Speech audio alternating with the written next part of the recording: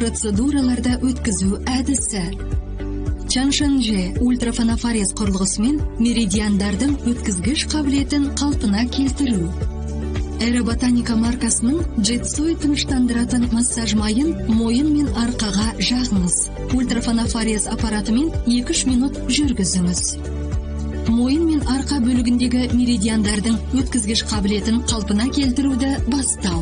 Бірінші, Фэнфу нүктесінен мойынның артындағы төмпешіктен төмен қарай Даджуй нүктесі арқылы 8-10 қимыл жасаңыз. Даджуй нүктесі дененің баспен қосылатын түйіспе жері, миға қан мен оттегімен қамтамасыз етілетін бөлік. Екінші, лимфа ағысымен иық бөлігіне 8-10 массаж қозғалысын жасаңыз. Үшінші, содан кейін омыртқа бойымен 8-10 массаж қозғалысын жасап, керемет думай меридианның өткізгіштігін қалпына келтіріңіз. Төртінші, әрі қарай қуық меридианның және хуато сызықтарының бойымен әр жағынан 8 рет массаж жасауыңыз керек. Назар аударыңыз. Егер арқа бөлігі толықтау келген, тері бетінде бөртпелер бар болса, онда өте ауыр дәрежеде тоқырау бар дегенді білдіреді. Бұл жерлерді қайталап жасау қажет. Чаншанже ультрафанофорез құрылғысымен нүктелі әсер ету. Массаж саптамаларын төмен қарай жылжытыңыз.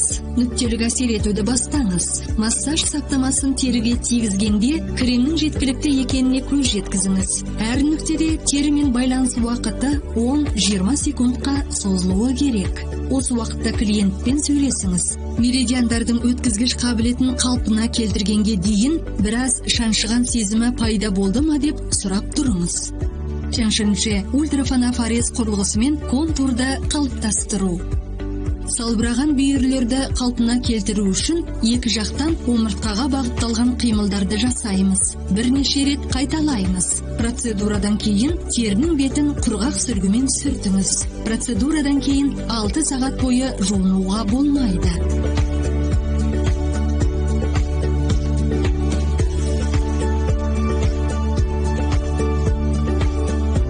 Процедураларды жүргізуге тыйым салынған адамдар тобы. Коронарлық артериясының шунтын жүргізгендерге, стенттері бар немесе кардиостимуляторы бар, силикон импланттары бар және кардиологиялық ауруға шалдыққан адамдарға жасауға болмайды. Қатерлі ісіктер болған кезде де процедураны қабылдауға болмайды.